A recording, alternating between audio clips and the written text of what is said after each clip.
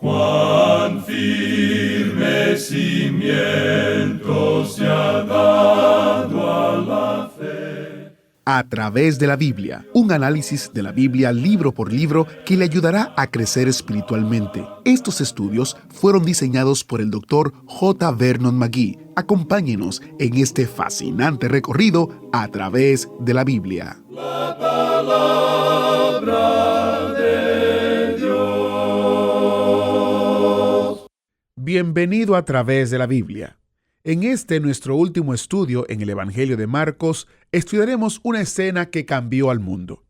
La escena era Jerusalén, 3 cruces al lado de un camino afuera de la ciudad, cerca de un cementerio. Era un horrendo lugar de ejecución, pero una escena común durante la ocupación de la ciudad santa por el Imperio Romano. Ese día no era diferente, excepto que lo era. Jesús respiró por última vez y entregó su vida a las manos del Padre, y el Padre aceptó su ofrenda. Fue entonces cuando la historia cambió, y nuestra historia cambió, la suya y la mía. En el lugar santísimo, la parte del templo que la separaba de acceso, Dios rompió una gruesa cortina de arriba abajo. Aquello que antes no se podía acercar, ahora era accesible por el sacrificio del Señor Jesús por nuestros pecados. Ahora podemos tener acceso a Dios porque Dios fue quien abrió el camino. Esto es parte de lo que estudiaremos en el día de hoy. Iniciemos nuestro tiempo de estudio en oración. Padre Celestial, gracias por aceptar la ofrenda sacrificial de Jesús por nosotros. Danos un entendimiento más profundo hoy de cuánto te costó ese regalo y el bello sacrificio de tu Hijo. Y danos también un corazón agradecido por la maravillosa gracia y la misericordia que son nuestras por la sangre de Jesús. En su precioso nombre te lo pedimos. Amén. Y ahora, abra su Biblia o encienda su Biblia en Marcos capítulo 15, porque estamos iniciando nuestro recorrido bíblico de hoy, con las enseñanzas del Dr. McGee en la voz de nuestro maestro Samuel Montoya. Continuamos hoy, amigo oyente, nuestro viaje por el Evangelio según San Marcos. Al concluir nuestro programa anterior, estábamos hablando de la muerte de Cristo, y dijimos que el Señor Jesús no pudo haber muerto simplemente porque cesaron las funciones de sus órganos vitales, sino que Él murió de una manera diferente a la que hubiera muerto cualquiera de nosotros. Jesucristo, en una acción de su soberana voluntad, entregó su propio espíritu. Por eso dijimos, aún en sus aspectos físicos, la muerte de Jesucristo fue un evento singular que lo separa de toda la humanidad. Demos inicio al estudio de hoy leyendo el versículo 38 de este capítulo 15 de Marcos. Entonces el velo del templo se rasgó en 2, de arriba a abajo. En aquel mismo instante de su muerte, el velo del templo se rasgó en 2. El velo es un símbolo de la humanidad de Cristo. Pronto vamos a estudiar el libro de Levítico y allí veremos la importancia del velo en el tabernáculo. Porque Levítico tiene como tema central los servicios en el tabernáculo. Aquel velo, al separar al pueblo del lugar santo, habla de la humanidad de Cristo y lleva un mensaje muy importante. Es que la humanidad perfecta de Cristo, vida sin pecado alguno, no se excluye de Dios. Su vida impecable demuestra lo pecaminosa que es la nuestra. El momento en que Él murió, el velo se rasgó en 2. Es su muerte y no su vida lo que rompe la barrera y nos trae a Dios, amigo oyente. Sigamos adelante ahora con este capítulo 15 de Marcos, leyendo el versículo 39. Y el centurión que estaba frente a él, viendo que después de clamar había expirado así, dijo, verdaderamente este hombre era hijo de Dios. Creemos que esta fue la confesión de fe del centurión. No pudo haber dicho otra cosa que hubiera revelado su fe con más claridad que aquellas palabras. Reconoció que Jesús es el Hijo de Dios. Reconoció quién era y ciertamente lo que hacía. No creemos que este hombre supiera todos los detalles de la teología. Este hombre nunca leyó ningún libro en cuanto a la teología bíblica. En cambio, sabía lo suficiente como para tomar su lugar debajo de la cruz de Cristo. Y eso es, amigo oyente, todo lo que Dios pide que haga el pecador. Nos pide venir a Él por la fe. Y esto es precisamente lo que hizo este hombre. Debemos recordar que era un pagano romano y que tenía el trabajo cruel de crucificar a los hombres. Pero su corazón se enterneció ante esta experiencia allí al pie de la cruz. Leamos ahora los versículos 40 y 41 de este capítulo 15 de Marcos. También había algunas mujeres mirando de lejos, entre las cuales estaban María Magdalena, María la madre de Jacobo el menor, y de José y Salomé, quienes cuando él estaba en Galilea le seguían y le servían, y otras muchas que habían subido con él a Jerusalén.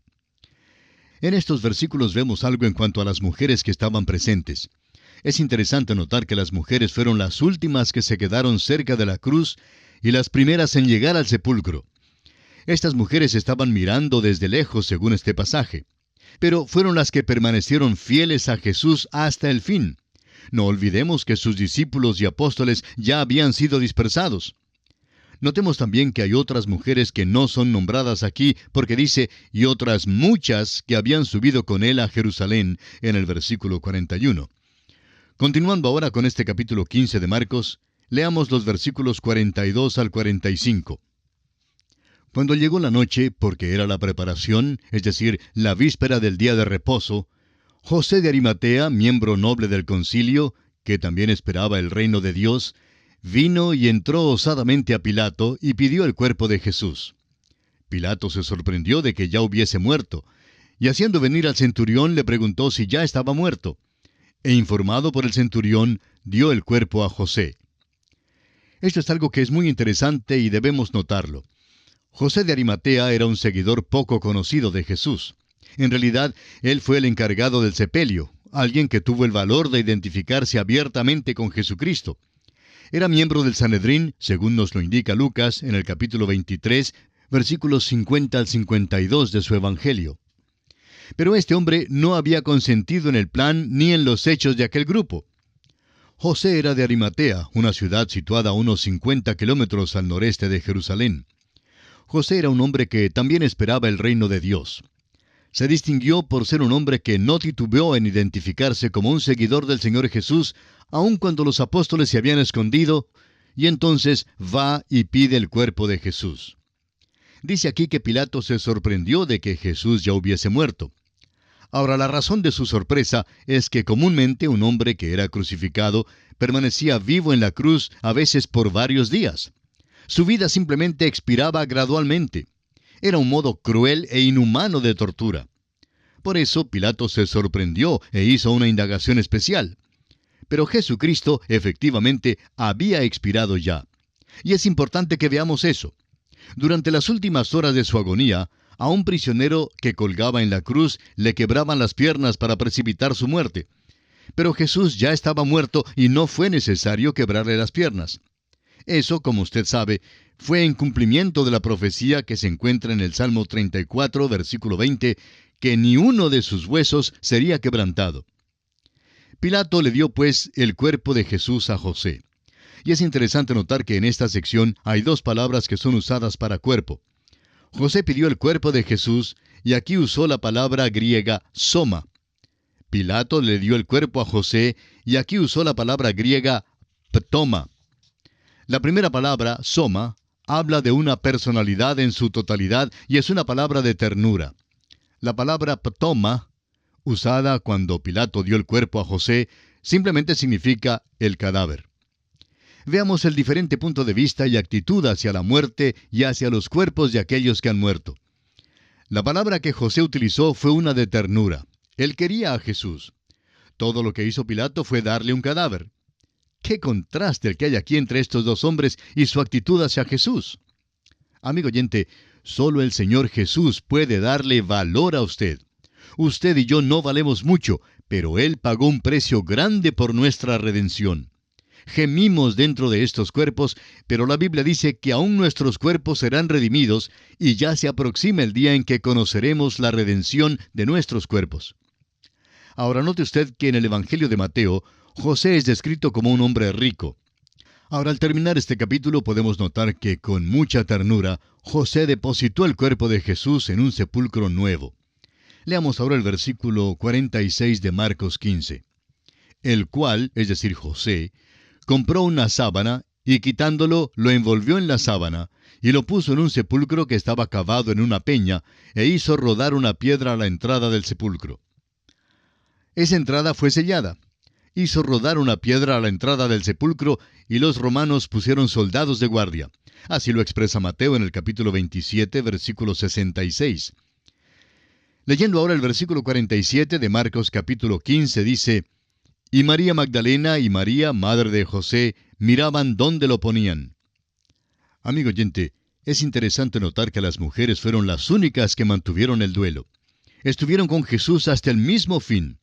Tenemos que expresar que Dios bendiga a las mujeres. Y así concluye el capítulo 15 de este Evangelio según San Marcos. Llegamos ahora al capítulo 16. En este capítulo estudiaremos la resurrección y la ascensión de Jesús. La resurrección corporal de Jesús es una de las doctrinas cardinales de la fe cristiana. Es el mismo corazón del Evangelio primitivo. Cada sermón en el libro de los Hechos es un mensaje sobre la resurrección. Cada orador hablaba sobre este tema. La iglesia primitiva se refería constantemente a este hecho. Hoy en día hay insuficiente énfasis sobre la resurrección y en muchas iglesias hay solamente un sermón en todo el año que trata este tema. Y es el sermón que se acostumbra a predicar en el domingo de resurrección. Ha resucitado. Ese es el mensaje conmovedor que avivó a toda una generación aletargada y pecaminosa del Imperio Romano. Este mensaje los cambió de tal manera que salieron por todo el mundo para proclamarlo. Habría mucha esperanza hoy en día si la iglesia predicara con más certeza esta verdad. Quisiéramos mencionar aquí que este capítulo ha caído bajo ataques severos de la crítica textual de la Biblia. Hacemos mención de esto porque no deseamos que se piense que estamos pasándolo por alto sin ni siquiera mencionar el problema textual que hay aquí. Es verdad que la autenticidad de los versículos 9 al 20 de este pasaje ha sido dudada por los eruditos textuales, tanto conservadores como liberales. Westcott y Hort, por ejemplo, en su edición del Nuevo Testamento, los omiten de su texto griego, pero los incluyen en letra minúscula. Nestlé sigue el mismo procedimiento de disasociarlo del resto del texto. Otros eruditos los omiten totalmente. Es verdad que dos de los mejores manuscritos conocidos los omiten totalmente. Los versículos 9 al 20 no se hallan tampoco en los manuscritos sinaítico y vaticano. No es nuestra intención entrar en una discusión en cuanto a la crítica textual del Nuevo Testamento. Lo que nos interesa es enfocar nuestra atención en el significado del texto. Creemos que estos últimos 12 versículos son parte de las Escrituras inspiradas y los trataremos como a las otras porciones de la Escritura. La omisión de esta porción en dos de los mejores manuscritos no da suficiente motivo como para quitarla de la Escritura. Veamos ahora el bosquejo del último capítulo del Evangelio según San Marcos. En primer lugar, encontramos la llegada de las mujeres a la tumba vacía, versículos 1 al 4. En segundo lugar, encontramos el anuncio del ángel de que Jesús había resucitado, en los versículos 5 al 8. En tercer lugar, encontramos las apariciones de Jesús, versículos 9 al 18. Y en cuarto y último lugar está la ascensión de Jesús en los versículos 19 y 20. Comencemos ahora nuestro estudio con el versículo 1 de este capítulo 16 del Evangelio según San Marcos, que dice: Cuando pasó el día de reposo, María Magdalena, María la madre de Jacobo y Salomé compraron especias aromáticas para ir a ungirle. Notemos ahora que era muy de mañana en el primer día de la semana. Nunca les fue posible a estas mujeres ungirle. Ahora, no fue María de Betania quien malgastó su perfume. Fueron estas mujeres las que malgastaron sus perfumes porque Él ya había resucitado. Ahora leamos los versículos 2 hasta el 4. Y muy de mañana, el primer día de la semana, vinieron al sepulcro ya salido el sol. Pero decían entre sí: ¿quién nos removerá la piedra de la entrada del sepulcro? Pero cuando miraron, vieron removida la piedra, que era muy grande. El día de reposo había terminado el sábado a la puesta del sol. Aparentemente habían obtenido las especias inmediatamente después, para poder así viajar a la tumba tan temprano el domingo por la mañana. Las mismas mujeres que estaban presentes bajo la cruz fueron las que vinieron a la tumba. Creemos que es correcto decir que las mujeres fueron las últimas ante la cruz y las primeras en la tumba. La actitud de los discípulos fue que él estaba ya muerto y que sería mejor esconderse hasta cuando toda la conmoción hubiera pasado y estuvieran ya fuera de peligro. Ahora, ¿pensaban acaso sus discípulos ir a la tumba? No hay evidencia alguna para sostener que tuviesen tal intención. Parece que ninguno de los discípulos intentaba visitar aquella tumba. A la salida del sol, estas mujeres intentaban ungir el cuerpo de Jesús con las especies que habían traído. Pero se les presentó una dificultad. ¿Cómo iban a entrar en la tumba? Porque pensaban que la piedra estaba todavía en la puerta. Hallaron que su dificultad había sido disipada porque la piedra ya había sido quitada. El cuerpo de Jesús no estaba allí. Había en cambio un mensaje celestial con el primer anuncio de su resurrección. El hecho de que la tumba estaba vacía ha sido bien confirmado y establecido. La evidencia es tal que sería aceptable aún ante cualquier corte de la ley. Prosigamos leyendo los versículos 5 al 7 de Marcos capítulo 16. Y cuando entraron en el sepulcro, vieron a un joven sentado al lado derecho, cubierto de una larga ropa blanca, y se espantaron. Mas él les dijo: No os asustéis, buscáis a Jesús Nazareno, el que fue crucificado. Ha resucitado, no está aquí. Mirad el lugar en donde le pusieron. Pero id, decid a sus discípulos y a Pedro que él va delante de vosotros a Galilea. Allí le veréis como os dijo. Para poder estudiar los hechos de la tumba vacía, debemos juntar los 4 evangelios. Ya consideramos algunos de los hechos en el Evangelio según San Mateo, y los estudiaremos una vez más en el Evangelio según San Juan. Pero aquí mismo quisiéramos citar una declaración dada por Lyndhurst, gran canciller de la Gran Bretaña, en 1846, mayordomo mayor de Cambridge, uno de los títulos de mayor honor que se dan. Este hombre dijo: Yo conozco muy bien la evidencia, y les digo que tal evidencia para la resurrección todavía no ha sido destruida. Las mujeres fueron enviadas específicamente a ir y llevar un mensaje para los discípulos. El ángel seguramente no estaba esperando la llegada de ningún discípulo, como lo podemos ver por este mensaje que les envía con las mujeres. Ellas debían decir a los discípulos que Jesús se reuniría con ellos en Galilea como les había prometido. Juan, capítulo 21, nos habla en cuanto a aquella reunión extraordinaria, y la miraremos más de cerca cuando lleguemos al Evangelio de Juan en nuestro estudio. Ahora, de este capítulo 16 de Marcos, leamos el versículo 8. Y ellas se fueron huyendo del sepulcro porque les había tomado temblor y espanto. Ni decían nada a nadie porque tenían miedo. Bueno, usted bien puede imaginarse el asombro de estas mujeres. Quedaron desconcertadas. Pero francamente, no nos parece que este sea un lugar apropiado para terminar el Evangelio de Marcos, como alegan algunos de los críticos. Llegamos ahora a la sección que no está incluida en todos los manuscritos, pero que, sin embargo, creemos que es la palabra de Dios. Leamos los versículos 9 hasta el 12. Habiendo pues resucitado Jesús por la mañana, el primer día de la semana, apareció primeramente a María Magdalena, de quien había echado 7 demonios. Yendo ella, lo hizo saber a los que habían estado con él, que estaban tristes y llorando. Ellos, cuando oyeron que vivía y que había sido visto por ella, no lo creyeron. Pero después apareció en otra forma a 2 de ellos que iban de camino yendo al campo. Marcos deja sentado que él no había seguido un orden cronológico en su evangelio, pero ahora dice específicamente que este es el orden de estos sucesos. Es un orden cronológico. Jesús apareció primero a María Magdalena. Los discípulos no le creyeron en lo absoluto a María Magdalena. Después apareció a otros 2 que caminaban en el campo. Lucas, en su Evangelio, nos da el relato de aquel caminar hacia Emaús. Sigamos adelante ahora con los versículos 13 y 14 de Marcos 16. Ellos fueron y lo hicieron saber a los otros, y ni aun a ellos creyeron. Finalmente se apareció a los 11 mismos, estando ellos sentados a la mesa, y les reprochó su incredulidad y dureza de corazón, porque no habían creído a los que le habían visto resucitado. Como usted ve, amigo oyente, Marcos no incluye todos los detalles, pero declara el orden en que sucedieron estos eventos. Ahora, en el versículo 15, tenemos una orden explícita de Jesús. Leamos. Y les dijo: Id por todo el mundo y predicad el Evangelio a toda criatura. Este ha sido un Evangelio de acción. Ahora Jesús dice a sus discípulos que se muevan, deben ir. Y este Evangelio nos está diciendo que debemos también ser hombres y mujeres de acción para con Dios. ¿Qué está haciendo usted, amigo oyente, para divulgar la palabra de Dios? Ese es nuestro trabajo.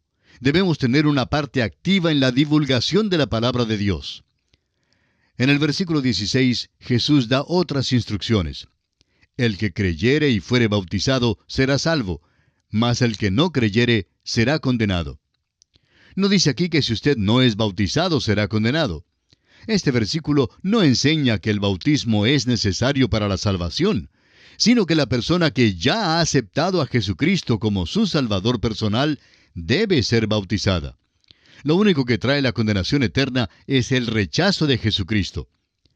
El Evangelio según San Juan nos dice en el capítulo 3, versículo 36, que el que cree en el Hijo tiene vida eterna, pero el que rehúsa creer en el Hijo no verá la vida, sino que la ira de Dios está sobre él. Avancemos algo más con los versículos 17 y 18 de Marcos, capítulo 16. Y estas señales seguirán a los que creen. En mi nombre echarán fuera demonios, hablarán nuevas lenguas, tomarán en las manos serpientes, y si bebieren cosa mortífera, no les hará daño. Sobre los enfermos pondrán sus manos y sanarán. Amigo oyente, si usted desea aceptar cualquiera de estas señales, entonces debe aceptarlas todas. Con mucho gusto le prepararemos un cóctel de formol si usted cree que lo puede beber. Ahora, ¿qué es lo que estamos tratando de decir? Pues sencillamente que estas señales han seguido a la predicación del Evangelio. Pero tales señales no son en manera alguna mandamientos para la vida diaria de la iglesia cristiana. Estas señales desaparecieron aún en los días de la iglesia primitiva. Pero por otra parte, encontramos que se manifiestan en algunas fronteras primitivas de algunos de los campos misioneros aún en nuestros días. Pero si alguien mantiene que son mandamientos para el día de hoy, entonces hay que aceptarlos todos, aún el beber una cosa mortífera. Hoy en día, amigo oyente, la gran señal que nos es dada es la bendita palabra de Dios. Y vamos a considerar ahora el último aspecto en este capítulo 16 del Evangelio según San Marcos.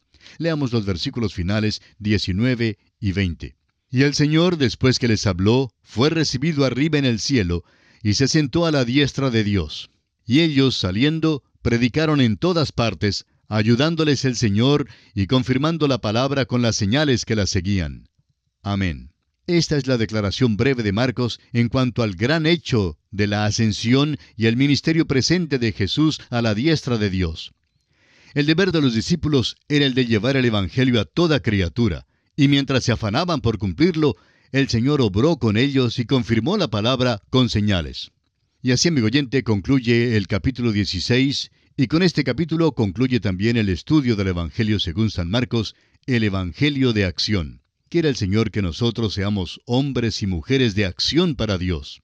Que Dios le bendiga, es nuestra ferviente oración. ¿Fue de ayuda para usted el estudio de hoy? ¿Desea enviarnos algún comentario de lo que ha estado escuchando? Entonces escríbanos, no espere más. Nuestro correo electrónico es atv@transmundial.org. atv@transmundial.org. Si desea recibir las notas y bosquejos de lo que estamos estudiando, suscríbase gratis en nuestra página en internet a través de la Biblia.org/notas. a través de la Biblia.org/notas.